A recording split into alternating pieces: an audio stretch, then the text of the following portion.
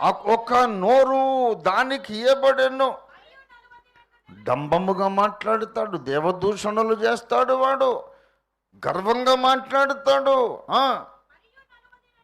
42 నెలలు తన కార్యం జరుపుటకు వానికి అధికారము ఏర్పాటాయను. ఏంటయ్యా వాని కార్యం ఏమిటి అంటే 7వ వచనము చూడండి. పరిశుద్ధులతో యుద్ధము చేసేవాడు ఒకడు రాబోతున్నాడు. క్రైస్తవులతో యుద్ధం చేసేవాడు రాబోతున్నాడు. యేసు కొరకు నేను బ్రతుకుతానని తీర్మానించుకున్న వాళ్ళతో యుద్ధం చేసేవాడు రాబోతున్నాడు.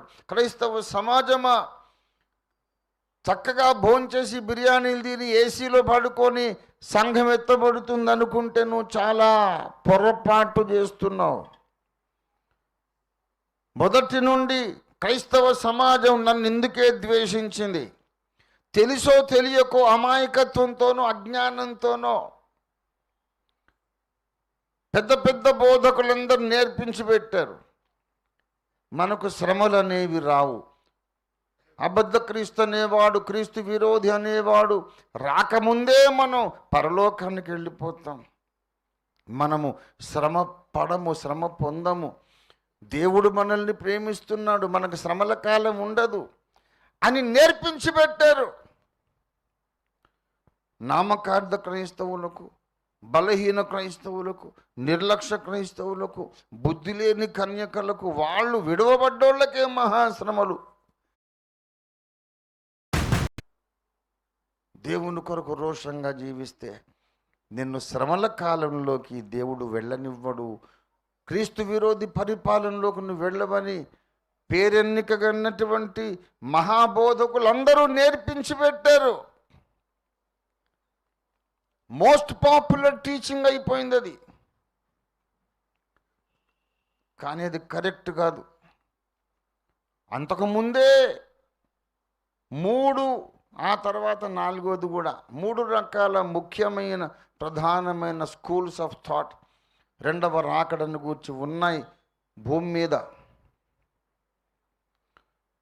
అసలు 7 ఏండ్ల ఆ కాలము, శ్రమల కాలం స్టార్ట్ కాకముందే సంఘం వెళ్ళిపోద్దని కొందరు చెప్పారు. ఆ 7 ఏండ్ల కాలము సెంటర్లో మధ్యలో ఎత్తబడుతుంది సంఘం అని కొందరు చెప్పారు. ఆ 7 ఏండ్ల కాలం ముగించిన తర్వాత ఎత్తబడుతుందని కొందరు చెప్పారు. నేను ఫర్ ద ఫస్ట్ టైం, ఇంకా మిగతా అందరు నోళ్ళు మూసుకోండి, ఇంకేది సత్యం కాదు, ఇదొక్కటే సత్యం. 70వ వారములోని మధ్య కాలములో క్రీస్తు సంఘం ఎత్తబడుతుంది. అంతకు ముందు ఎత్తబడదు, ఆ తర్వాత కాదు, వారము మధ్యలో ఎత్తబడుతుంది. This is the truth and anything else cannot be the truth అని కుండ బద్దలు కొట్టి ఖరాఖండిగా నేను మిగతా వాళ్ళందరూ నోళ్ళు మోయించి చెప్పినందుకు నా మీద క్రైస్తవ సమాజ పెద్దలు పగబట్టారు. ఆఖరికి వాడిని చంపించేయండి అని కుట్రలు కూడా చేశారు. చచ్చిపోయారు వాళ్ళు.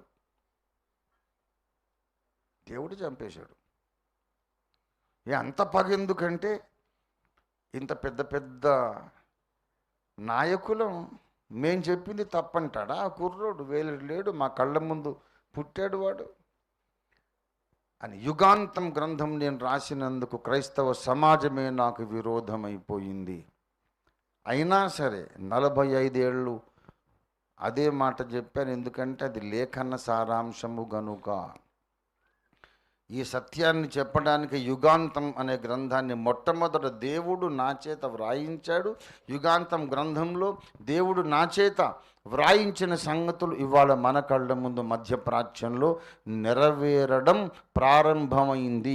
The fulfilment of the prophecies of the book Yugantham, the fulfilment has begun in the Middle East. The fulfilment has begun in the.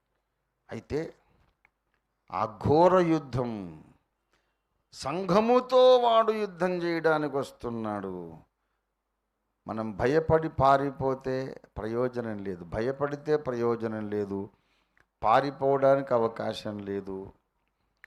వాడికి భయపడి వానితో రాజీ పడితే నిత్య నరకాగ్ని గుండంలోకి వాడు వెళతాడు, వాడి వెంట మనం కూడా వెళతాం. No compromise. యుద్ధం చేయాల్సిందే. రాబోతున్న ప్రపంచ నియంతతో మనం యుద్ధం చేయాలి. క్రైస్తవ సమాజముతో వాడు యుద్ధం చేయడానికి వస్తున్నాడు.